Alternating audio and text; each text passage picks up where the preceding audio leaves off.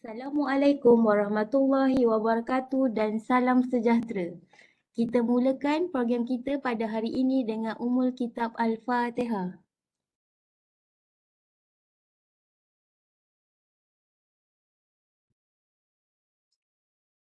Terlebih dahulu, unit latihan Hospital Al-Sultan Abdullah ingin mengucapkan selamat datang kepada penceramah kita pada hari ini iaitu Puan Rozalina Rockli, penolong pendaftar kanan bahagian pentadbiran governance. Beliau akan menyampaikan taklimat mengenai pengurusan aduan staf. Selamat datang juga diucapkan kepada semua staf Hospital Al-Sultan Abdullah yang sudi meluangkan masa untuk mengenai taklimat pada hari ini. Moga taklimat ini dapat memberi maklumat dan manfaat kepada semua staf HASA. Baiklah, tanpa membuang masa, dijemput Puan Rozalina untuk menyampaikan taklimat beliau. Sekiranya ada pertanyaan, tuan-puan boleh type di ruangan chat untuk dijawab oleh penceramah kita nanti. Dipersilakan Puan Rozalina. Bismillahirrahmanirrahim. Assalamualaikum warahmatullahi wabarakatuh. Terima kasih kepada Puan Fazira selaku Sekretariat untuk Friday hari ini. Jadi saya mulakanlah untuk sesi taklimat ataupun perkongsian kepada semua yang ada berkenaan dengan pengurusan aduan staf.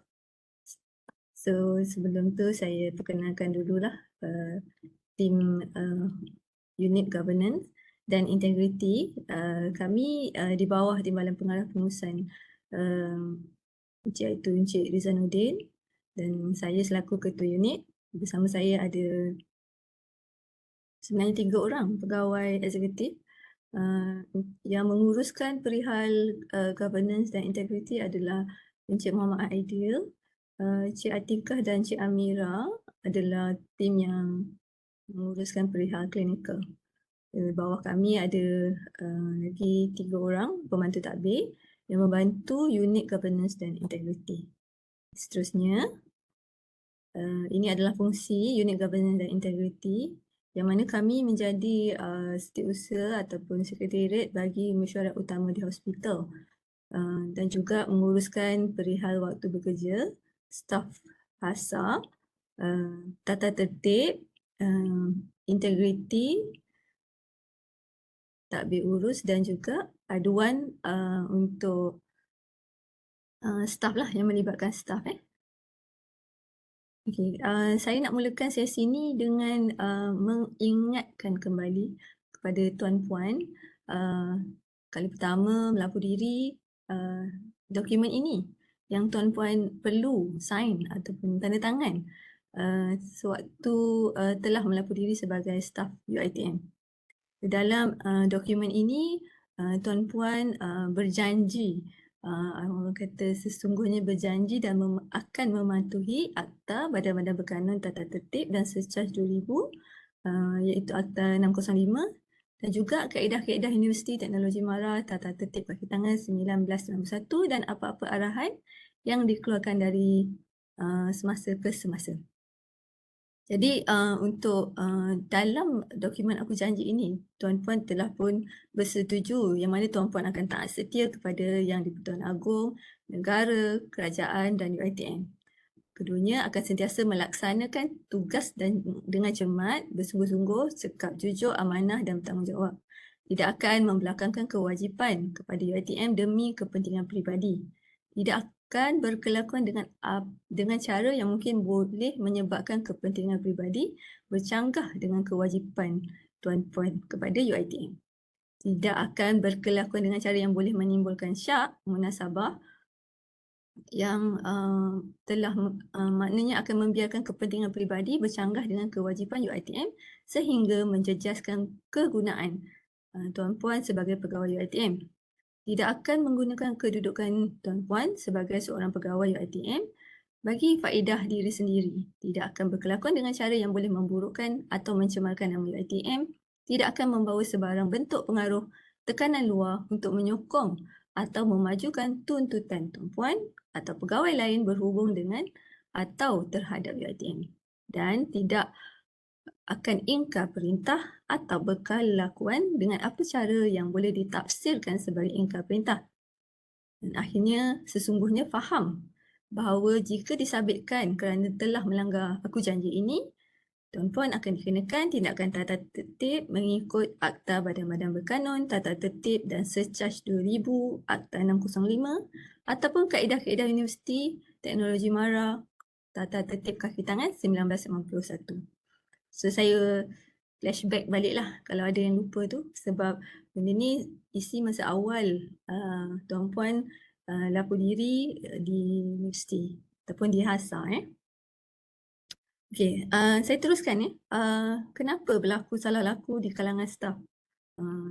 Melalui beberapa bacaan dan pengalaman dan juga apa kes yang kami jumpa, individu yang melakukan kesalahan salah laku ini adalah antaranya tidak faham atau kurang penghayatan tentang peraturan, etika bekerja, dan mungkin juga dalam masa sama mengalami tekanan hidup peribadilah, masalah peribadi dengan beberapa sifat yang lain. Seterusnya masalah dengan berlakunya sistem dan prosedur yang telah pun ada yang sepatutnya diikuti tetapi tidak ada pelaksanaan, kurang pelaksanaan atau kurang penguatkuasaan daripada jabatan atau unit tersebut. Seterusnya adalah struktur dan institusi itu sendiri. Ini kita boleh rujuk kepada jabatan atau unit itu sendiri tidak kemas dalam mengurus perihal pematuhan kepada peraturan atau juga tiada koordinasi di dalam jabatan itu sendiri.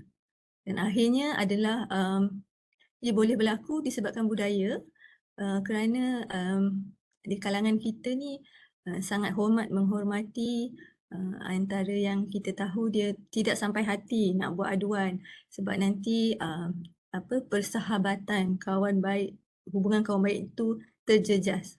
So kira seperti menutup mata lah, takut juga imej jabatan itu terjejas. Ini adalah antara punca berlakunya salah laku di kalangan staf. Okey, saya nak maklumkan punca kuasa bagi tindakan tata tertib yang diambil kepada staf ialah kita rujuk kepada Akta Badan-Badan Berkanun, Tata Tertib dan Secaj 2000, Akta 605. Ini yang menjadi rujukan kepada kami ataupun sepatutnya Tuan Puan juga perlu tahu dokumen ini. Okey. Sebab dokumen ini mengandungi peruntukan berhubung tindakan tata tertib, penamatan demi kepentingan awam dan tindakan secaj kepada staf Badan Berkanun. Dan akta ini juga terpakai kepada semua kategori staf UiTM, staf akademik, staf pentadbiran yang berstatus tetap sementara kontrak yang dibayar emolumen oleh UiTM, termasuk staf UiTM yang dipinjamkan ke agensi luar. So rujukan ini, dokumen ini menjadi rujukan utama bagi apa-apa tindakan tata tertib terhadap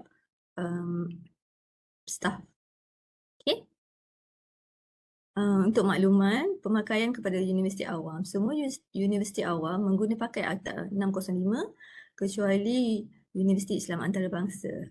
Akta 605 membantu universiti awam dalam menyeragamkan pengurusan tindakan tata tertib, penamatan demi kepentingan awam dan tindakan secaj kepada staf universiti. Ini untuk pemakluman staf UiTM, Tuan Puan sendiri dimaklumkan berhubung peruntukan yang perlu dipatuhi di bawah Akta 605 melalui program ceramah, taklimat, anjuran daripada pusat latihan ataupun daripada program-program latihan yang jabatan atau agensi adakan. Okay. Untuk maklumat, Akta 605 ini boleh dicapai di mana-mana platform, orang kata di antaranya social media pun ada, website, internet boleh dapat dan tuan-puan boleh faham dan baca. Okey, untuk UiTM kita rujuk Perkeliling Chancellor juga bilangan 5 tahun 2019 kepada pematuhan kepada Kod Nilai dan Etika Warga UiTM. tuan-puan boleh scan QR code ini untuk baca, faham dan patuh kepada kod nilai dan etika warga Universiti Teknologi Mara. Dokumen ini sebagai rujukan juga kepada semua staf dan juga kepada ketua-ketua bahagian dan ketua unit yang mana ia menjadi garis panduan apa yang perlu dipatuhi. Okey. Okey, bagaimana sebelum saya sentuh bagaimana mengurus salah laku, saya berkongsikan pematuhan. Saya akan kongsikan pematuhan kepada peraturan dan undang-undang yang mana inisiatif daripada Unit Integriti Shah Alam telah mewar-warkan DNA integriti kepada semua warga agar semua warga dapat faham, patuh apa-apa peraturan dan undang-undang yang telah kita tetapkan. Pertamanya adalah saya tentu berkenaan dengan konflik kepentingan. Konflik kepentingan terjadi apabila seseorang membelakangkan kewajipannya kepada universiti demi kepentingan peribadinya. Di mana staf UiTM tidak boleh membelakangkan kewajipannya kepada universiti demi kepentingan peribadi.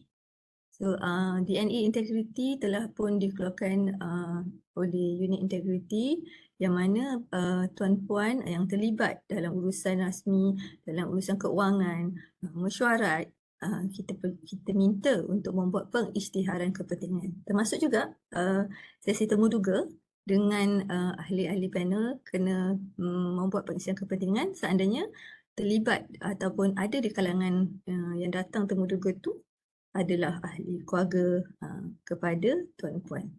Okay, sebab tu kita ada borang untuk pengisytiharan kepentingan kalau temu duga, mesyuarat kita ada skrip untuk tuan-puan terutama pengerusi dan bukan hanya pengerusi sahaja yang baca, ahli dan setiausaha perlu dengar untuk faham statement pengisytiharan kepentingan. Okay. Seterusnya, saya sentuh berkenaan dengan salah guna kedudukan.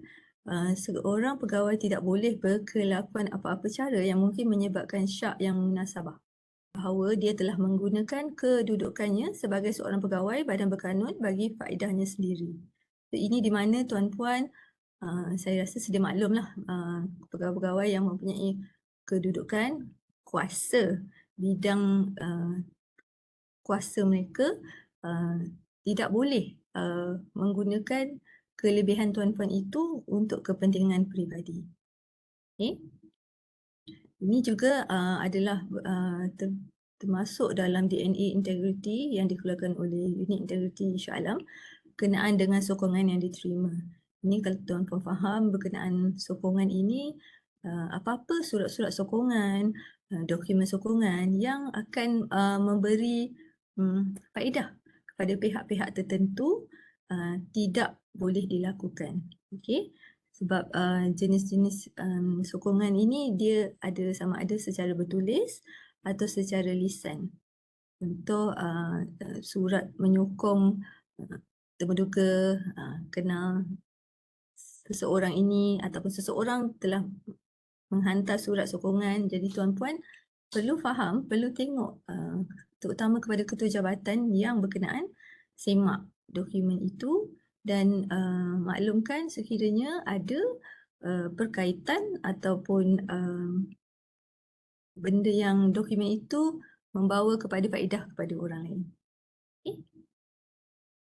Okey, seterusnya jenayah.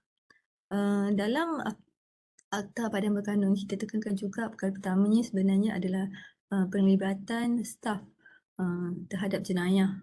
Okay, staf UiTM hendaklah memastikan dirinya tidak terlibat dengan jenayah yang akan mencemar nama baik UiTM seperti terlibat dengan dadah, mencuri, rasuah dan berkaitan dengannya. Untuk makluman, tuan-puan juga seandainya tuan-puan dipanggil ataupun telah disabitkan kes yang berkategori jenayah, tuan-puan perlu maklumkan kepada ketua jabatan ataupun ketua jabatan seandainya tahu staf di jabatan masing-masing telah terlibat dengan jenayah, sila maklumkan kepada ketua PTJ kita ataupun kepada kami lah, unit integriti, supaya kami bantu untuk uruskan staf yang didapati terlibat dengan aktiviti jenayah. Seterusnya, berkenaan dengan penyataan awam, staf UiTM dikehendaki menuturkan pandangan sama ada secara lisan atau bertulis dengan cara berhimah dan beradab. Saya ada terima pertanyaan sebelum ni, bagaimana membuat posting. Maksudnya kalau membuat posting berkaitan apa pun dengan UiTM, apa pun dengan jabatan, sebenarnya tuan-puan tidak boleh membuat posting yang mencemarkan nama baik jabatan atau terutamanya UiTM lah. Ya, ketua jabatan boleh tegur staf tersebut untuk mengawal tindakan ataupun aktiviti posting dalam sosial media yang tidak berhemah ini. Okay. Seterusnya, staf yang terlibat dalam politik, kumpulan pengurusan tertinggi dan kumpulan pengurusan profesional hendaklah memastikan diri masing-masing tidak bergiat secara aktif dalam bidang politik, di antara lainnya yang menuntut mereka untuk bertanding atau memegang apa-apa jawatan di mana-mana parti politik. Namun, staf pelaksana boleh terlibat dengan politik selepas mendapat kelulusan bertulis daripada lembaga pengarah universiti. So, tuan-puan yang berhasrat untuk terlibat dengan politik tu perlu faham dan perlu ambil maklum lah apa tindakan yang akan tuan-puan hadapi apabila terlibat dengan politik ini. Okey, ini adalah satu tindakan yang sekarang ini kesnya agak tinggi, gangguan seksual dan hubungan terlarang. So, DNA Integriti telah keluarkan peringatan kepada semua warga berkenaan dengan gangguan seksual dan juga peliharalah batasan hubungan sesama staf. Gangguan seksual bermaksud sebarang tingkah laku yang berbentuk seksual yang tidak diingini dan tidak disenangi oleh penerima. Gangguan seksual boleh dikategorikan kepada gangguan seksual berbentuk ugutan, gangguan seksual berbentuk ancaman terhadap ketenteraman peribadi. Jadi warga UiTM perlu menjaga batasan dan tata susila sepanjang masa dan tidak mengadakan hubungan terlarang sesama staf, pelajar, kalau hasar, pesakit dan pelawat.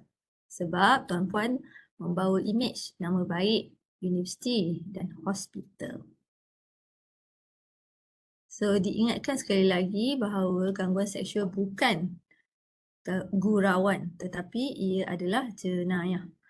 Jadi boleh jadi gangguan secara fizikal, gangguan secara lisan, gangguan secara isyarat bukan lisan, gangguan secara visual, gangguan secara psikologi. Seandainya berlaku di jabatan atau unit tuan-puan ada laporan atau tuan-puan sendiri berasa tuan-puan diganggu secara seksual, tuan-puan boleh terus berhubung dengan unit integriti UiTM.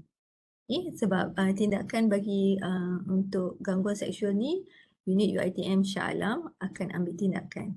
Seandainya tuan-puan berjumpa dengan kami di HASA, kami akan bantu untuk sampaikan aduan ataupun maklumat ini kepada unit integriti UiTM Shah Alam. Okey, bagi pengisytiharan harta dan liability, tuan-puan yang berkhidmat di UiTM diwajibkan mengisytihar harta liability sekali dalam tempoh 5 tahun atau apabila diarahkan atau dikehendaki oleh universiti. Di HASA, kami dapati ada lebih dalam 300 orang tidak selesaikan pengisytiharan harta mereka. Kami telah, unit kami berhubung dengan penama-penama, kita keluarkan reminder dan kita juga minta supaya ketua jabatan ingatkan staf di jabatan masing-masing untuk selesaikan pengisytiharan harta. Untuk makluman, unit integriti Shah Alam juga sedang sehingga tahap menyimak dengan JPJ untuk pastikan harta-harta yang tuan-puan miliki ini didaftar. Okey, sebab bila pemilikan harta yang tidak selaras dengan gaji ataupun tuan-puan punya income, kita perlu semak kenapa ia berlaku. Okey. Okey, seterusnya adalah pemberian dan penerimaan hadiah keraian. Staf UiTM dilarang daripada memberi atau menerima hadiah keraian sekiranya berkaitan dengan tugas rasminya dan atau bentuk amount atau nilai hadiah itu tidak sepadan dengan maksud nilai hadiah itu diberikan. Okay, saya harap tuan-puan jelas sebab hadiah yang termasuk adalah termasuk perkara-perkara seperti wang, tambang percuma, saham, tiket loteri, kemudahan perjalanan, hiburan, perkhidmatan, keahlian kelab, apa-apa bentuk komisen, hamper, barang kemas, perhiasan dan apa-apa benda yang bernilai yang diberikan kepada atau diterima oleh pegawai itu atau orang lain, maksudnya isteri, suami, ibu kandung, mertua dan anak-anak atau saudara atau sekutu bagi pihaknya daripada mana-mana orang dengan tiada balasan atau dengan balasan yang diketahui oleh pegawai itu tidak mencukupi ataupun mencukupi. Jadi tuan-puan perlu pastikan hadiah yang diterima perlu dilaporkan kepada ketua jabatan. Seandainya tuan-puan terima hamper, terima hadiah, perlu laporkan kepada ketua jabatan. Dan ketua jabatan punya tindakan adalah untuk satu merekodkan terimaan dan juga sama ada untuk tindakan berkongsi hadiah itu dan sebaiknya. Okey, bagi urusan akademik, ini telah dinyatakan dalam kod etika dan nilai warga untuk pensyarah perlu melaksanakan tugas dan tanggungjawab akademik yang diamanahkan seperti yang termaktub dalam polisi amanah tugas pensyarah. Pensyarah yang dilantik sebagai pentadbir akademik perlulah mempunyai nilai integriti dan etika yang tinggi selain daripada pengetahuan dalam aspek akademik untuk memainkan peranan sebagai seorang pentadbir akademik di pusat tanggungjawab. Untuk makluman kepada pentadbir akademik yang dilantik, tuan-puan sebenarnya terikat dengan waktu bekerja pentadbir yang lain. Maksudnya datang waktu bekerja seperti pentadbir yang lain. Kecuali tuan-puan ada aktiviti pengajaran, penyelidikan. Okey. Bagi urusan penyelidikan, penyelidikan beretika mesti diamalkan bagi menghasilkan penyelidikan yang asli dan berkualiti. Penyelidikan perlu berpandukan kepada budaya penyelidikan yang baik seperti menjalankan penyelidikan secara jujur dan berintegriti, menghormati subjek penyelidikan yang digunakan, menggunakan dana secara berhemah dan mengiktiraf peranan dan sumbangan semua pihak yang terlibat dalam penyelidikan. Kredit untuk semualah, bukan seorang sahaja. Okey, seterusnya berkenaan dengan keterhutangan keuangan yang serius, semua staf UiTM dikehendaki memastikan dirinya tidak berada dalam keterhutangan yang serius sehingga memburukkan nama UiTM.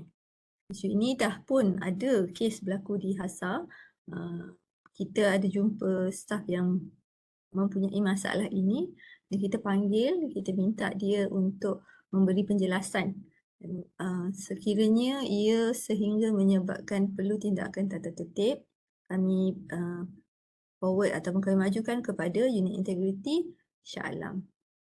So, beringat untuk dan uruskanlah keuangan dengan bijak. Okey, seterusnya berkenaan dengan meninggalkan pejabat dalam waktu bekerja. Tuan-puan sebagai staf perlu memahami dan mematuhi peraturan berkaitan keberadaan di pejabat. Sekiranya tuan-puan perlu hadir pukul 8 pagi, sebelum pukul 8 pagi perlu berada di pejabat atau di hospital. Okey. Sebab ketidakhadiran bertugas tanpa cuti atau tanpa mendapat kebenaran terlebih dahulu atau tanpa sebab yang munasabah boleh menyebabkan seseorang staf dikenakan tindakan tata tertib. Jadi saya minta supaya peranan ini sebagai staf, tuan-puan perlu menjalankan tanggungjawab apabila tuan-puan menjadi staf di hospital ini, maka kehadiran tuan-puan rekodkan di hospital ini. Dan juga ketua jabatan boleh dan diminta untuk menegur staf di jabatan masing-masing seandainya melanggar peraturan kehadiran di pejabat. Okey. Okey, di hospital kita telah pun mendapat rekod berkenaan dengan pelanggaran kad perakuan waktu yang tinggi. Tuan-puan, saya minta untuk ambil perhatian kepada pelanggaran kad perakuan waktu staf di jabatan masing-masing. Ini adalah kerana implikasinya juga boleh membawa kepada tindakan tata tertib. Sebab sekarang ni untuk TMS ataupun kad perakuan waktu secara online, tuan-puan yang meluluskan pelanggaran staf boleh buat kelulusan atau boleh meluluskan kelulusan itu di aplikasi HR2U, aplikasi TMS sahaja. Tak perlu nak buka laptop, website. Di aplikasi itu tuan-puan boleh luluskan. Dan bagi staf yang melanggar ataupun melakukan pelanggaran kad perakuan waktu, tolonglah maklumkan kepada pegawai yang melulus, beritahu yang hari ini saya lewat. Jadi pegawai akan alert dan pegawai boleh luluskan. Seandainya pelanggaran itu tidak diizinkan oleh ketua jabatan perlu hantar laporan kepada kami untuk kami ambil tindakan seterusnya kepada staf yang berkenaan. Okey. Seterusnya berkenaan dengan tajaan luar, tajaan yang diterima dari pihak luar sama ada berbentuk hubungan profesional atau tidak yang diberikan untuk menjayakan program di jabatan atau menghadiri seminar, bengkel, persidangan perlu melalui dan mendapat kelulusan daripada Naib Chancellor dan tertakluk kepada syarat-syarat yang ditetapkan. Saya yakin tuan-puan sedia maklum berkenaan dengan tajaan ini dan tuan-puan perlu melaporkan atau mendapatkan kebenaran Naib Chancellor UiTM. Sebab seandainya terutama penganjuran program seperti yang kita maklum masa libat urus keuangan tadi, apa-apa penganjuran yang melibatkan tajaan luar perlu mendapatkan kelulusan Naib Chancellor dan unit yang membantu untuk mendapatkan kelulusan ini adalah unit BDU yang mana tuan-puan boleh hubungi mereka. Walau bagaimanapun pastikan dapatkan surat kebenaran penganjuran program itu daripada kami. Okey. Seterusnya berkenaan dengan pemalsuan dokumen. Perbuatan mengemukakan dokumen dan tuntutan palsu merupakan satu jenayah. Pemalsuan dokumen merangkumi sijil sakit, resit palsu, slip gaji dan lain-lain dokumen rasmi UiTM. Menyalahgunakan kepala surat jabatan bagi tujuan peribadi dan memalsukan butiran di dalam surat berkenaan juga merupakan kesalahan jenayah. Jadi perkara ini tuan-puan perlu lebih maklum dan faham supaya tidak mengemukakan sijil sakit yang palsu, resit palsu, slip gaji ataupun apa-apa dokumen untuk kepentingan tuan-puan sendiri yang tuan-puan palsukan kepada pihak pengurusan. Okey, berkenaan dengan kepala surat atau letterhead jabatan, tuan-puan tidak boleh menggunakan letterhead jabatan untuk apa-apa dokumen atau surat peribadi tuan-puan. Saya bagi contoh macam tuan-puan nak buat permohonan kerja tempat lain. You use the letterhead daripada jabatan. Tidak boleh. Tidak dibenarkan.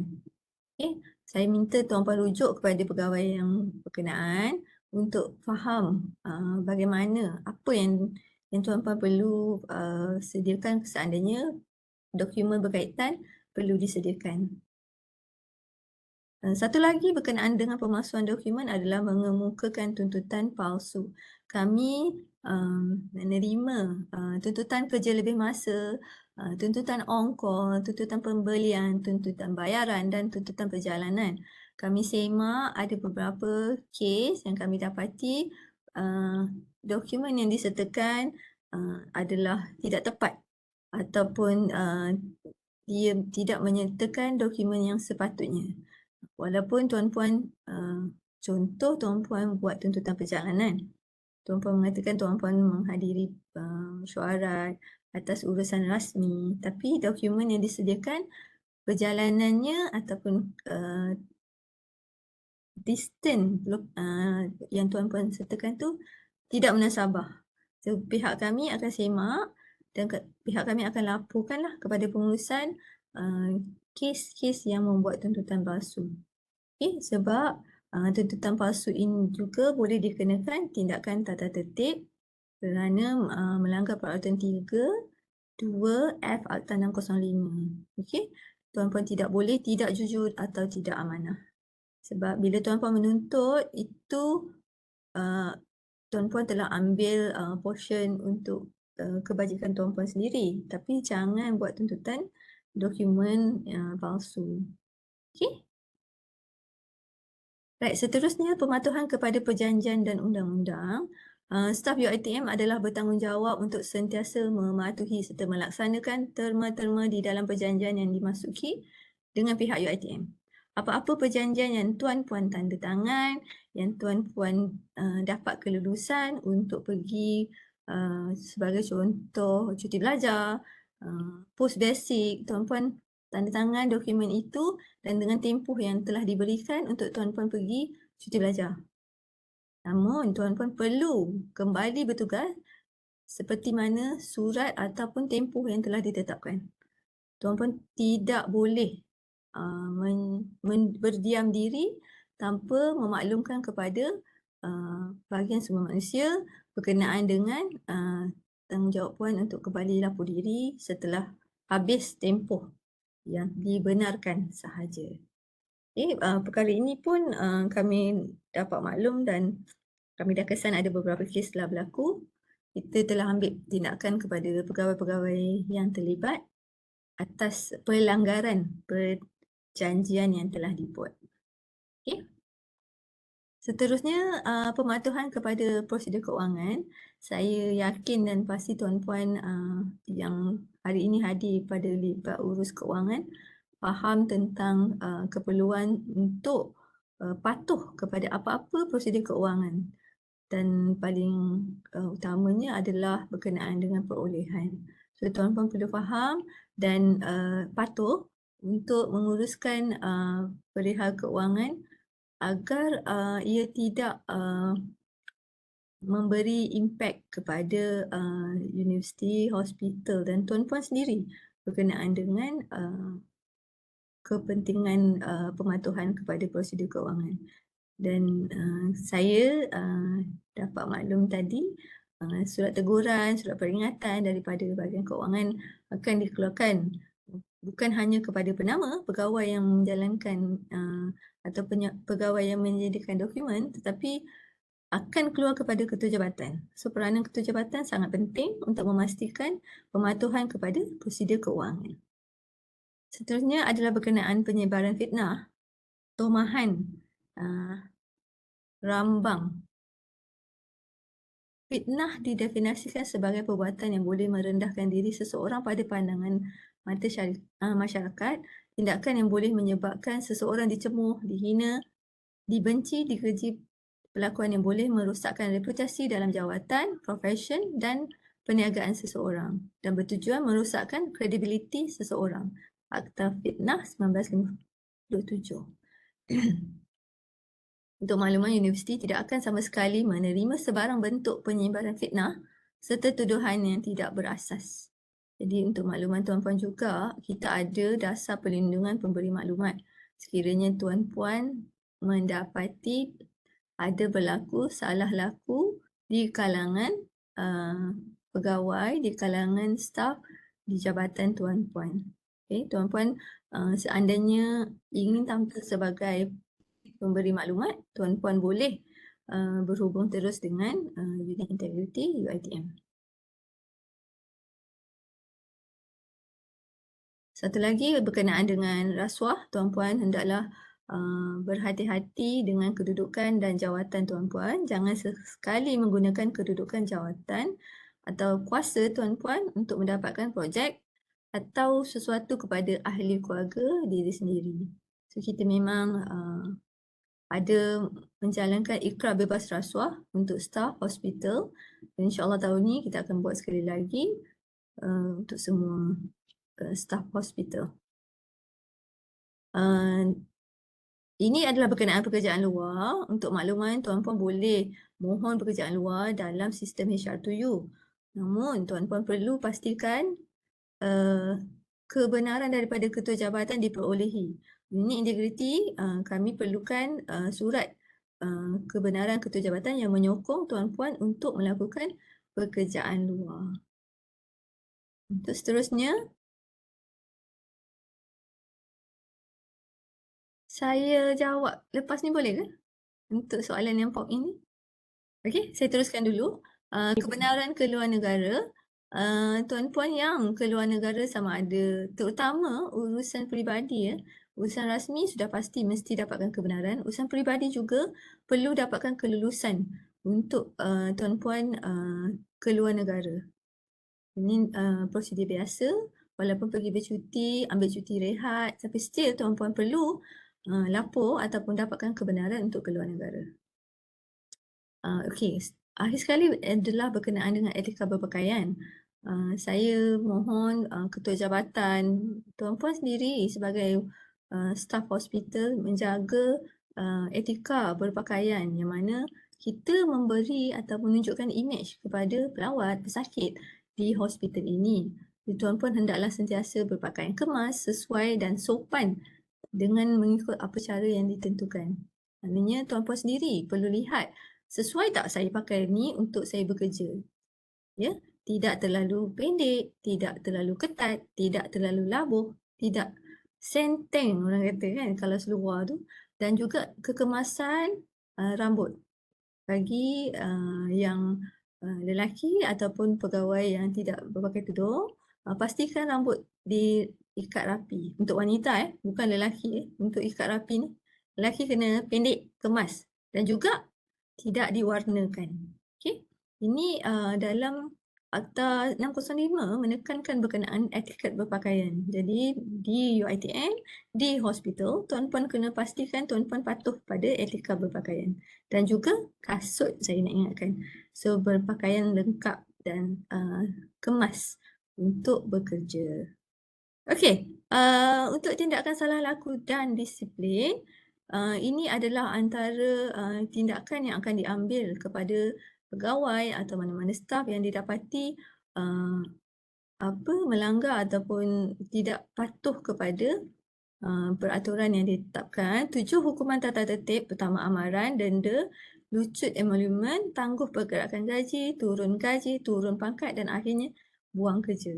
Apa implikasi tuan-puan kalau dikenakan hukuman tata tertib? Masuk dalam rekod perkhidmatan, sekatan tempoh permohonan kenaikan pangkat dan hilang kekanan, sekatan tempoh lantikan pentadbir akademik, sekatan tempoh pengesahan dalam perkhidmatan, sekatan bantuan khas keuangan, sekatan permohonan beasiswa, kerugian keuangan. Jadi tuan-puan, saya harap, saya mohon ingat dan faham implikasi kepada tuan-puan nanti. Dan akhir sekali, untuk buang kerja, pegawai dibuang dari perkhidmatan UiTM. Hilang hak sebagai staf UiTM. Sekiranya staf dikenakan hukuman buang kerja, berikut adalah implikasi dia. Hilang kelayakan pencen, ganjaran dan award wang tunai gantian cuti rehat. Okay, tindakan pecah rekod boleh dimulakan bagi staf yang mempunyai tempoh ikatan kontrak dengan pihak UiTM. Tidak layak bantuan khas keuangan dari mula prosiding tata tertib hingga tarikh keputusan hukuman tata tertib dikenakan. Tindakan ini akan diuruskan di peringkat unit integriti Shah Alam. Okey, ini untuk makluman tuan-puan. Bagi tahun 2023, 7 laporan kes disiplin telah kami terima dan daripada 7 itu, 3 kes telah ditamatkan perkhidmatan. Antaranya adalah tidak hadir bertugas, hadir lewat cuti berpanjangan ingkar arahan. Dan juga kita terima 6 laporan pemalsuan dokumen, pemalsuan tuntutan, pelanggaran tata cara terimaan sumbangan, pencerobohan, data penyalahgunaan kuasa. Okey. Ada 2 pegawai ataupun kes yang kita tamatkan perkhidmatan dari UiTM lah. So kita pandang serius kepada pelanggaran bagi pematuhan peraturan. So peranan tuan-puan sebagai staf UiTM, amalan ESI terapkan dalam diri tuan-puan. Aidat yang selalu kita war-warkan, kita ingatkan tuan-puan untuk patuh atau untuk amalkan dalam nilai kehidupan seharian tuan-puan. So di antara lain adalah peranan tuan-puan sebagai staf UiTM, hormati dan patuhi dasar polisi universiti, sentiasa bersedia untuk bekerja dengan penuh integriti walau dalam apa jua situasi, menjaga dan memelihara keharmonian sesama rakan sekerja dan antara staf dan ketua jabatan. Sentiasa ber-accountability dan amanah dalam menjalankan tugas. Sentiasa memberikan komitmen yang tinggi dalam melaksanakan tugas yang diberikan. Tuan-puan sebagai staf UiTM. Peranan ketua jabatan. Ketua jabatan adalah mempunyai peranan seperti berikut. Memantau kehidupan staf dari segi pemilikan harta, kenderaan dan rumah, berani berdepan dengan staf untuk memberi teguran berkenaan isu disiplin dan salah laku, elakkan membuat keputusan secara berseorangan kerana terdapat ruang peluang melakukan ketidakadilan. Amalkan membuat keputusan dalam mesyuarat dan menggunakan kepakaran dalam pembuatan keputusan. Saya nasihatkan apa-apa tindakan kepada staf di jabatan tuan-puan, bincangkan di dalam mesyuarat jabatan. Minitkan keputusan itu sebagai contoh perpindahan atau pertukaran staf yang berlaku. Tuan-puan perlu maklumkan dalam mesyuarat sekian-sekian orang staf kita akan pindahkan. Okey? Kemudian perlu laporkan kepada bahagian sumber manusia untuk kami rekodkan bahawa staf ini telah dipindahkan di unit atau bahagian yang lain. Okey? Dalam Akta 605, tugas untuk menjalankan kawalan dan pengawasan tata tertib adalah peranan ketua jabatan adalah menjadi tanggungjawab tiap-tiap pegawai yang menjalankan kawalan dan pengawasan tata tertib ke atas pegawai-pegawai bawahannya untuk mengambil tindakan yang bersesuaian bagi apa-apa pelanggaran peruntukan peraturan-peraturan ini. Seorang pegawai yang tidak menjalankan kawalan dan pengawasan tata tertib ke atas pegawai-pegawai bawahannya atau tidak mengambil tindakan terhadap pegawai bawahannya yang melanggar mana-mana peruntukan peraturan ini, hendaklah disifatkan telah cuai dalam melaksanakan tugas dan tanggungjawab dan dia boleh dikenakan tindakan tata tertib. Seandainya tuan-puan didapati cuai dalam menjalankan kawalan pemantauan terhadap tata tertib staf, tuan-puan juga boleh dikenakan tindakan tata tertib. Okey, ini adalah cara bagaimana mengurus salah laku dan disiplin.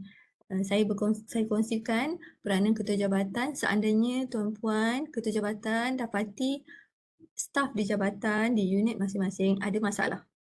Kenal pasti. Contoh, asyik tak datang bekerja. Asyik lewat. Kenapa? Panggil dia untuk tahu apa masalah sebenarnya. Ya? Dan staf yang berkenaan juga adalah tanggungjawab untuk datang bekerja. Bukan alasan yang kita saja-saja cari. Okey? Tuan-puan sebagai ketua jabatan, ketua bahagian perlu kena pasti apa masalah staf tu sendiri. Okey, kemudian beri nasihat. Beri nasihat kepada staf berkenaan untuk berubah, untuk susun atur masalah peribadi mereka.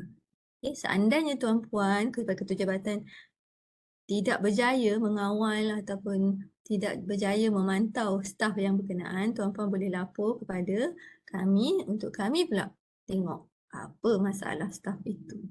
Okay, tuan-puan boleh untuk rekod, untuk nasihat bila tuan-puan panggil staf, tuan-puan boleh rekodkan nasihat dan teguran secara lisan ini dalam dokumen ataupun borang yang tuan-puan boleh download. Okey? Lepas tu tuan-puan perlu minta staff ini untuk tanda tangan. Contoh, tuan-puan isi maklumat, tuan-puan sendiri sebagai ketua jabatan atau penyelia, tuan-puan tulis catatan di situ. Pegawai ini telah dipanggil dan diberi teguran berkenaan kehadiran. Dan pegawai telah bersetuju bahawa pegawai ini akan berubah, akan mematuhi peraturan kehadiran di hospital. Maknanya pegawai yang tuan-puan panggil tu tahu yang dia telah diberi nasihat dan dia aku kerana dia akan tanda tangan di bawah. Dan tuan-puan pantau sehingga contoh tuan-puan bagi sebulan. Janganlah bagi setahun, pantau tu lama sangat. Okey, sebulan. Bulan kedua, kalau dapati teguran itu tidak diindahkan atau tiada perubahan kepada staf tersebut, boleh berjumpa dengan kami, kita bincang untuk kita ambil tindakan kepada staf yang berkenaan. Okey, ini ada QR code untuk tuan-puan scan kalau nak download dokumen nasihat ini. Okey, aduan dan salah laku. Ini saya kongsikan bagaimana tuan-puan boleh sampaikan aduan kepada kami untuk kami ambil tindakan berkenaan dengan salah laku dan tata tertib staf di jabatan.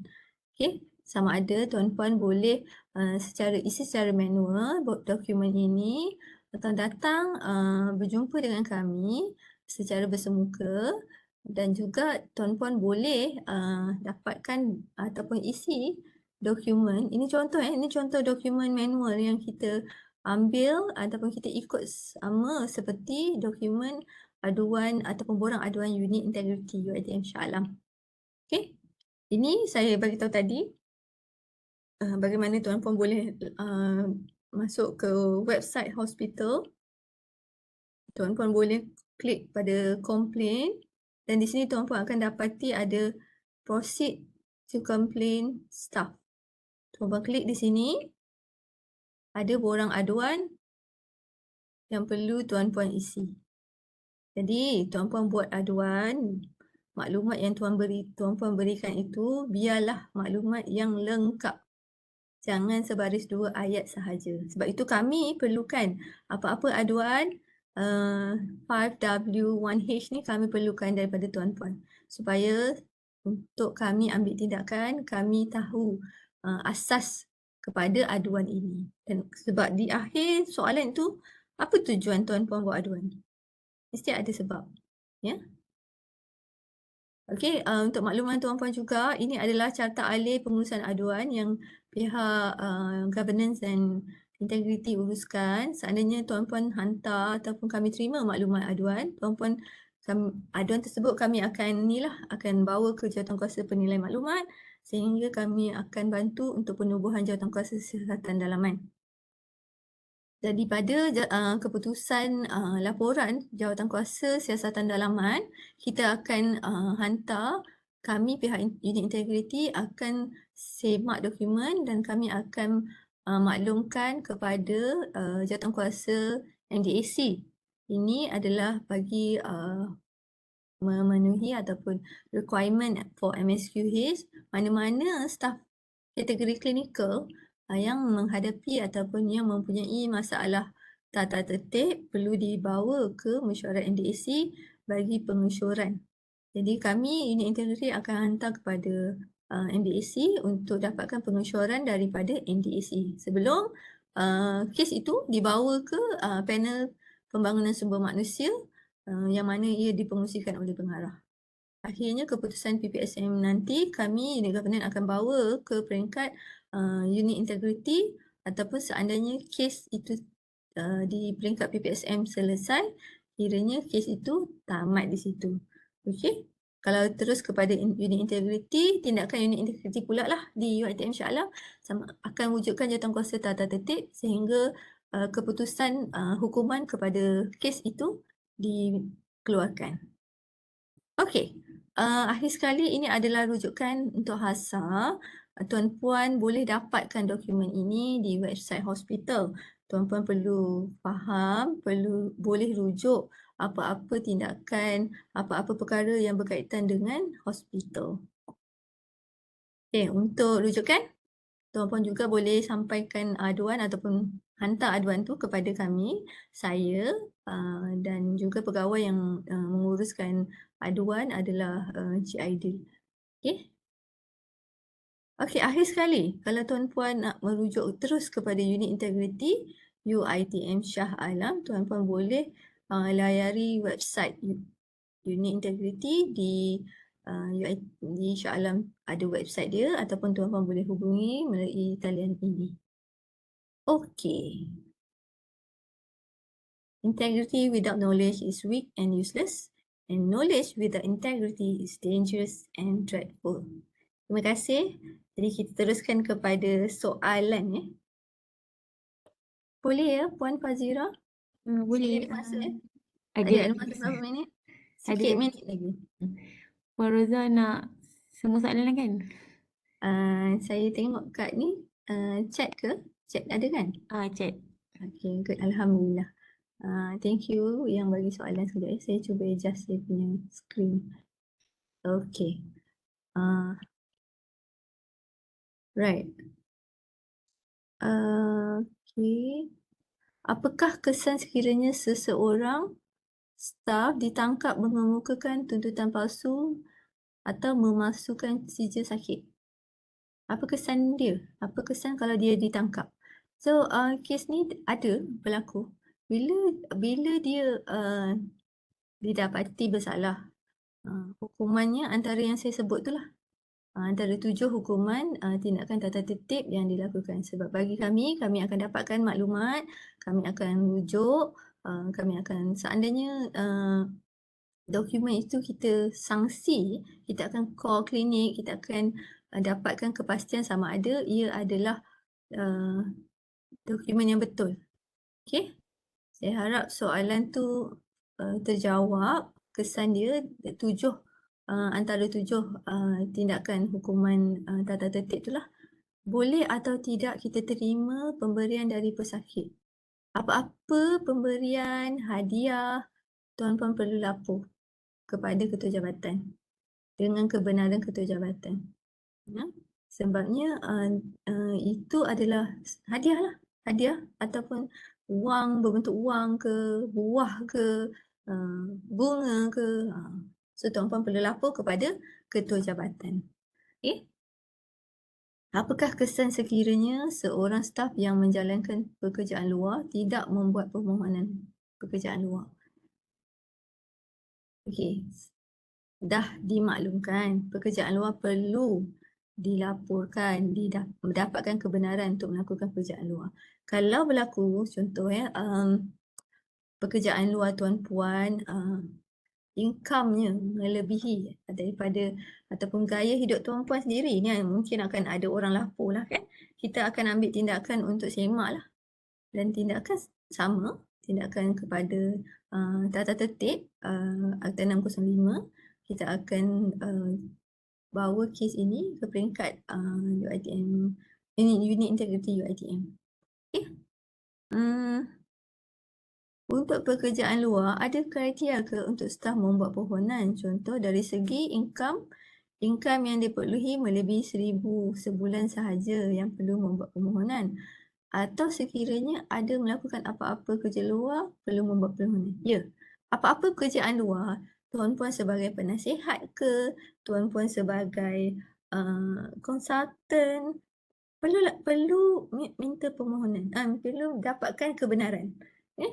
Perlu, mesti. Walaupun sekali-sekala tuan-puan dipanggil sebagai penceramah, dapatkan kebenaran. Sebab tak ada portion pun kepada universiti. Tuan-puan hanya diberi kebenaran dan dimaklumkan yang tuan-puan ada melakukan pekerjaan luar. Ada je staf yang melakukan pekerjaan luar, kita rekodkan dan ketua jabatan kena maklum, dan juga pekerjaan luar ni tidak boleh menjejaskan perkhidmatan tuan-puan, tugas hakiki tuan-puan. Ya, jangan buat waktu bekerja. Sebab tidak boleh. Pekerjaan luar sepatutnya selepas waktu bekerja. Saya tahu ada tu. Okay, saya dah bagi makluman, saya dah bagi teguran, tuan-puan faham ya. Okey, seterusnya kita perlu habiskan soalan ni ke, Fazira? Okey, ni tak berapa banyak lagi saya jawab ini. Apa tindakan ketua jabatan sekiranya berlakunya hubungan terlarang staf di jabatannya? Ketua jabatan. Ketua jabatan perlu panggil, perlu siasat, perlu rekodkan sesi itu. Ya, bagi nasihat. Jadi bagaimana tuan-puan mengurus staf itu apabila panggil, tuan-puan jangan panggil seorang. Tuan-puan dengan penama saja. Sekurang-kurangnya ada seorang lagi yang akan menjadi saksi kes ataupun perbincangan itu. Okey, ketua jabatan perlu panggil lah melalui laporan lah. Laporan yang diterima, ketua jabatan perlu panggil untuk bagi nasihat dan siasat apa yang sebenarnya yang berlaku. Apakah tindakan ketua bagi staf yang tidak menyiapkan report pesakit? Ketua buat apa? Ketua kena tegur lah. Report pesakit ni perlu disediakan dalam tempoh yang tertentu. Ini adalah orang kata you punya peranan lah kan. Dalam tempoh berapa lama, beberapa apa-apa maklumat yang perlu disediakan, you perlu sediakan lah. Tuan-puan perlu sediakan mengikut keperluan dokumen atau apa-apa tugas yang perlu dilakukan. So ketua panggil lah staff tu, kenapa tak siap? Dan juga bantu staff itu. Jangan tuan-puan bagi dia kerja, dia berjalan sendiri tanpa arah tujuan. Panggil, bantu dia untuk selesaikan tugasan itu. Nanti dia akan bantu, maknanya tugas tu selesai, tuan-puan akan senang juga. Okey, terima kasih. Puan Fazira, soalan lain ada ke? Soalan PM tepi? Tak ada Puan. Tak ada. Okey, terima kasih. Saya rasa perkongsian untuk hari ini, kalau tuan-puan ada apa-apa, boleh datang berjumpa dengan saya atau tim saya di Alas 10. Terima kasih. Assalamualaikum. Nampaknya program kita telah sampai ke penghujungnya. Pihak unit latihan ingin mengucapkan ribuan terima kasih kepada Puan Rozalina di atas kesudian untuk berkongsi maklumat berkenaan pengurusan aduan staf pada hari ini. Moga taklimat yang disampaikan bermanfaat kepada semua staf HASA. Dan terima kasih juga diucapkan kepada semua staf HASA yang menyertai taklimat pada hari ini. Pautan jam latihan akan diberikan di ruangan chat. Kita akhiri program kita pada hari dengan tasbih kifarah dan surah Al-As.